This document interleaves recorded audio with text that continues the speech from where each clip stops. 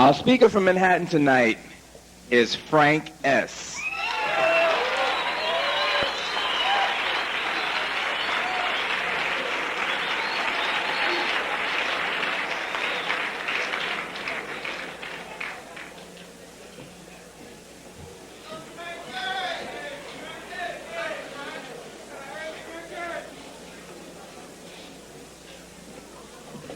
Hi, I'm Frank and I'm an addict. I hate when people come up and they say they're afraid. I've been afraid every day of my life. And I'm not afraid tonight, I'm intimidated. I have an overwhelming need to be loved. And there's a committee runs through my head, and it tells me that I won't be. So I kept my feet going anyway, and I'm here. And there's some things I want to talk about. I want to talk about dignity. I want to talk about pride.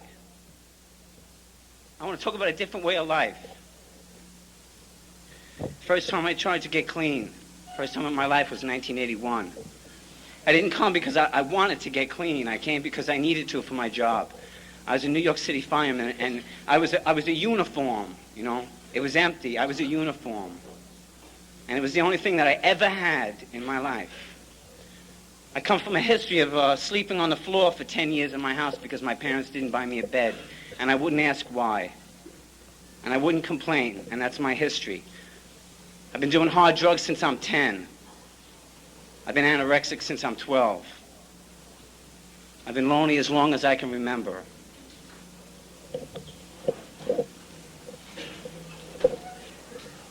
There's a lot of hard times that I never got a chance to share with anyone. And this uniform was everything to me. It was all I ever was.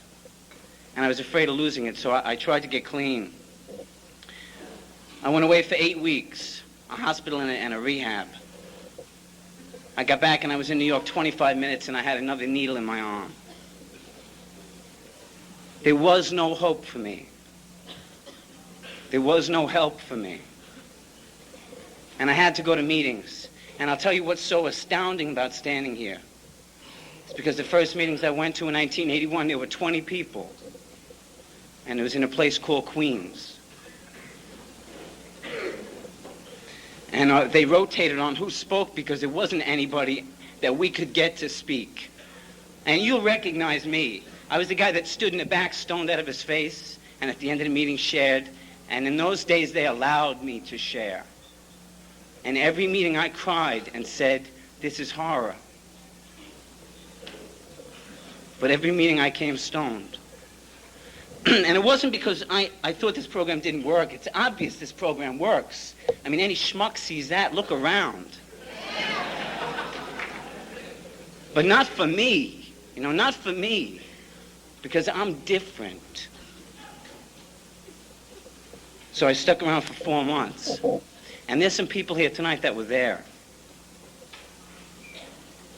And after 4 months of watching people get better, I couldn't deal with it.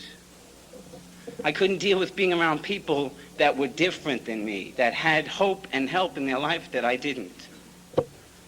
So I went out, and I went out with a vengeance. I love everyone who says they went on a mission. I was born on a mission. So I went out with a vengeance, and I made this pact with God, my newfound God, the one everybody talked about in the rooms. And I said, God, I'm going to go out, and I'm really going to push this drug thing, man. I'm really going to. I'm going to carry guns everywhere. I'm not going to give a shit about nobody. I'm going to do my damnedest. And if all this shit is true, then you'll put me back in the rooms next month.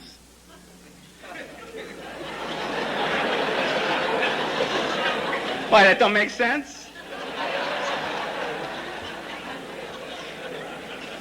And if it's not, let me die. You know, I've never been afraid of dying. Anybody here is afraid of dying, then I'm sorry. It's just not my background. Death wasn't the thing that got me. It was life that got me.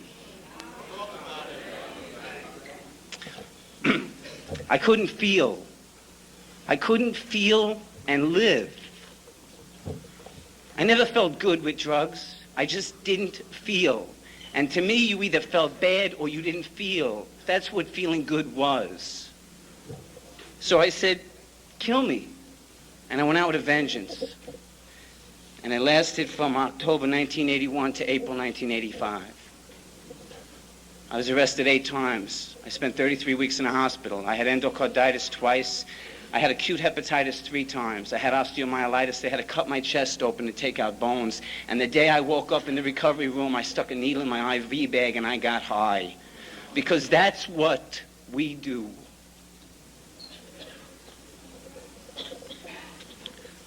"1985 came, and I was forced to go back into a detox and a rehab to save my job again. And I saw a lot of people belonging to Narcotics Anonymous. And they said there was a better way. And I didn't know any better way. And for once in my life, I stood still. And I took a chance. I didn't trust, but there was nothing else to do. I got clean, and I got a real gift tonight. Aside from this is a gift that I couldn't ever thank you for. But I was in my room tonight, and my sponsor called, and we were talking on the phone, and he said, that first year that you had, all you ever did was say, I'm a worthless piece of shit. And I remember doing that. And then one day he said he didn't want to hear me say that. So I stopped saying it, but I used to say it as a joke, kind of like, you know, it would make it a joke, like, I'm shit, ha ha ha ha. And one day he grabbed me and he was so angry. And he said, not even in kidding, Frank, I don't ever want to hear you say that. It's been about 2 years since I said that, because I'm not.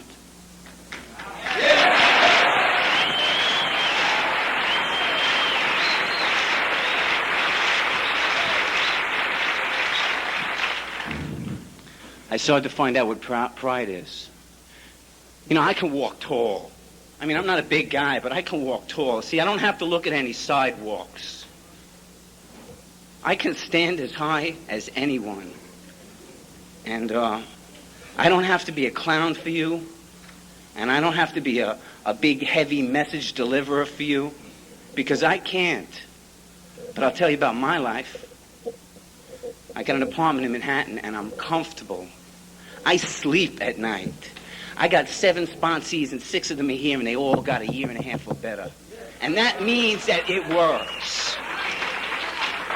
I got the same sponsor for 3 years, and this Wednesday is a celebration for my 3 years.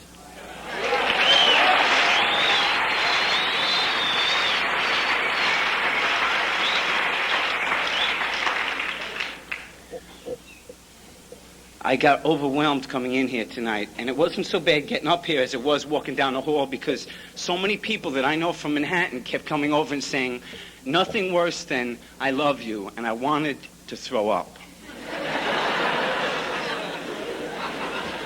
You know, you can say anything you want, but like, don't screw me up like that.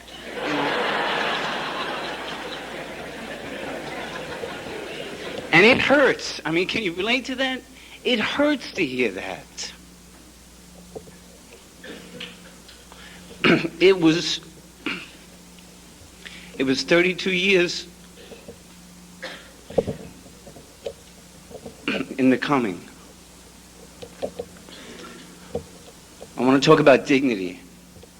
You know, we have an issue here, and it's like we tiptoe around it, and I don't want to get into any political kind of things. But the issue is called AIDS, and I only want to mention one thing about it. I keep hearing a phrase everyone uses, dying with dignity. It's about living with dignity.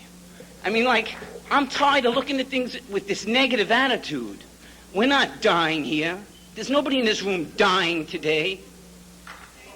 We are living today.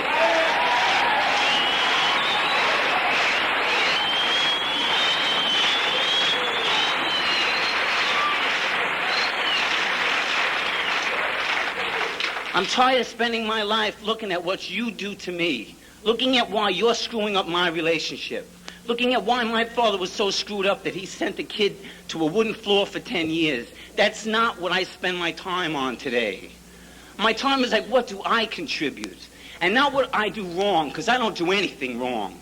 It's what I don't do. You know, I have goals in my life today, and one of them is to stay clean. And I have to look at what I do towards that goal and what I'm not doing towards it. It's about waking up in the morning and taking a good look at what I have. I'm healthy. I have a place that I sleep and it's dry. I have a car. I got more friends than I have the time to call. I have a job that gives me enough money to live in a comfortable lifestyle. I have a career that I am excelling at. I have straight people in my life that call me up and say they need to talk to me. I'm the guy that used to look at straight people and hate them for Christmas, hate them for those goddamn cars. Want to like hurt somebody just because they had something that I felt I couldn't have. There's nothing we can't have.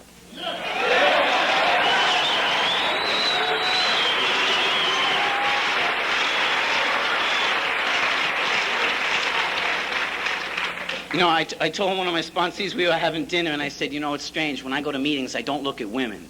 And then I come to a convention, we have some great-looking women in this fellowship.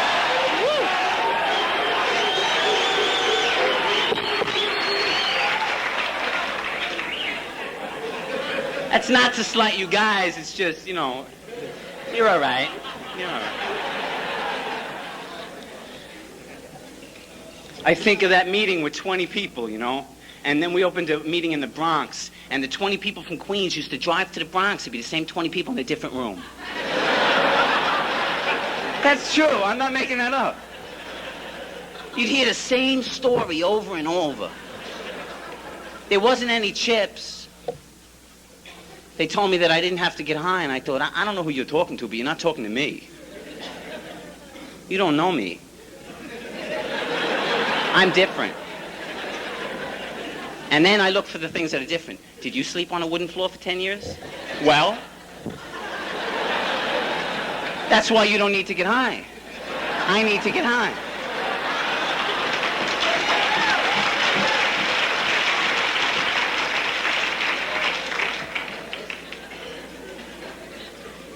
I feel good. I feel real good. Do you know, I heard that there was 5,000 people registered, and I don't know if that's true. But god damn, have we come a long way from 20 people in Queens. And I hear all this disunity. We pull this disunity about California and New York and this recovery and that recovery. Recovery is recovery. You're doing it or you're not.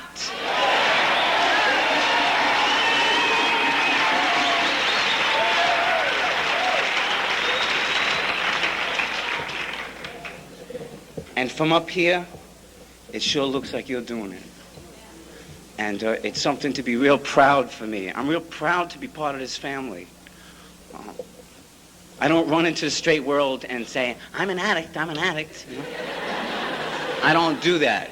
I did that in the beginning. I said, I'm proud I'm an addict now. I don't care who knows it. I'm grateful to be an addict. And then, you know, you show up like on the street corner. Hi, I'm recovering from drug addiction. People say, thanks. That stopped like after about a year. I started realizing that maybe that wasn't the best thing for me to do.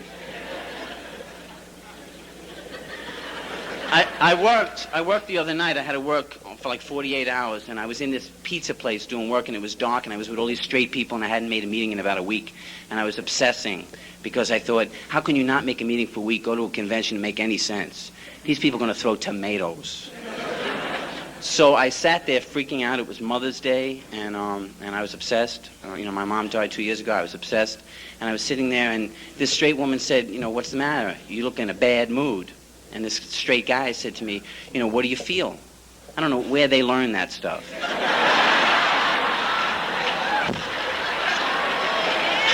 Right?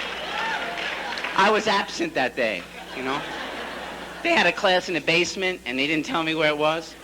The guy says, well, how do you feel? And I said, real honestly, suicidal. So he walked away, And he came back, and he looked at me and he said, anxiety. And I thought, who told you that? You know, like, I'm an addict. I either feel good or suicidal. Anxiety is something like I don't really relate to. You know, like you wake up and say, I think I'm a little anxious today. I think maybe I need to make a phone call, you know?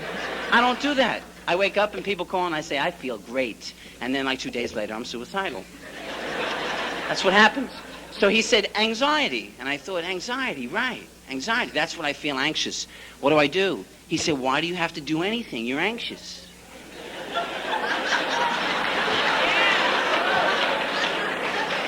You ever notice how many of us use the third step like a fix? Like, you know, cook it up and shoot it and you'll feel better. Turn it over. You lost your job, turn it over to God. You'll feel better. No, man, I lost my job, you know? You eat tomorrow morning and I don't.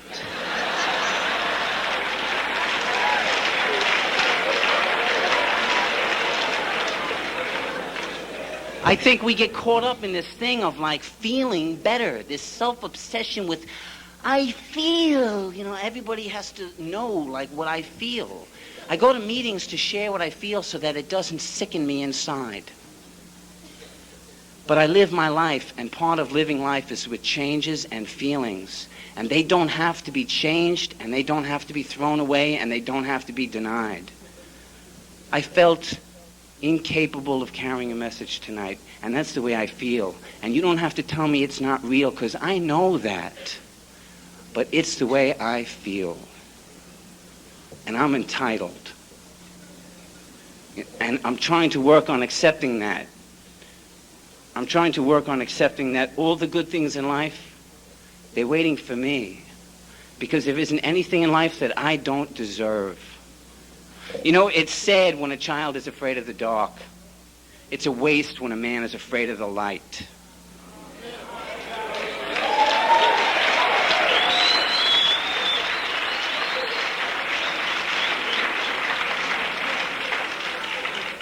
This is the light. And on this weekend, if you get depressed, that's okay. And if you need to share it, share it. And if you don't, share it anyway. And you don't have to get rid of it, and you don't have to smile for anybody. You don't have to be a clown, and you don't have to be a lover, and you don't have to spread your legs. All you have to do is live. That is so simple. And it is so far beyond us. I'm tired of not accepting who I am. I'm tired of trying to be somebody that you want. I'm tired of having you accept me when I can't accept me. Because if I can't accept me, nobody can. It's about enjoying it here, because there is no here over there. It's about learning to love myself before I ever look at anyone else and say, I love you. Because if I don't love me, I can't see loving you. I can't see being in a relationship and knowing you love me and abusing the thing that you love. I can't see that. And I'll tell you, I'm lonely, you know. And anybody in Manhattan that knows that I share, I am. I have been every day of my life. And that doesn't mean I'm not alone. I haven't been alone since I got into this fellowship, but that doesn't change loneliness. And a friend of mine said, well, if you had enough faith, you wouldn't need a woman in your life.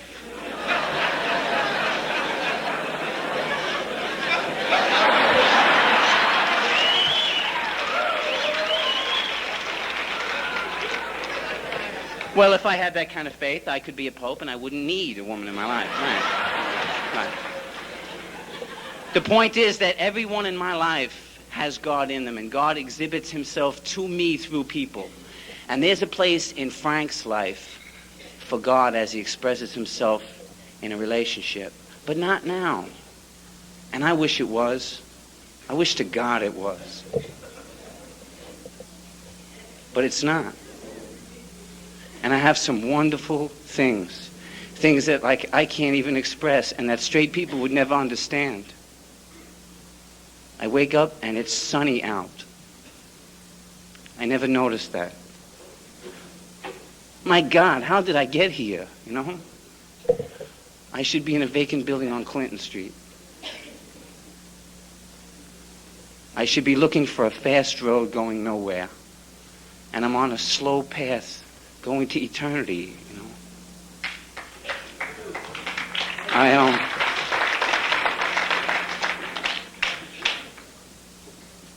I really loved the opportunity that you gave me to come and to speak with you. You are more important to me than I could say. Much more frightening than the people out there. Because I know that you know what I feel. And that is so frightening. But the reward of being open is being open. The reward of loving someone is the ability to love someone. The reward of taking risks is the ability to take risks. And it doesn't mean that I'll be loved or that everything pans out. It means that I'm getting better. And there isn't a single person in this room tonight that can't say that. We're getting better. And I thank God for having the opportunity that a lot of my friends didn't get. I thank God for being able to come up here when I truly didn't want to. I thank God for every single person that was at that meeting in Queens that stuck around. And all the conventions. And all the people that cried when their family died and when they lost loves and when they lost jobs. I thank God for those people that did that. Because if they did what I was doing, which is shutting up and keeping it to myself, we wouldn't have a room here and I would die.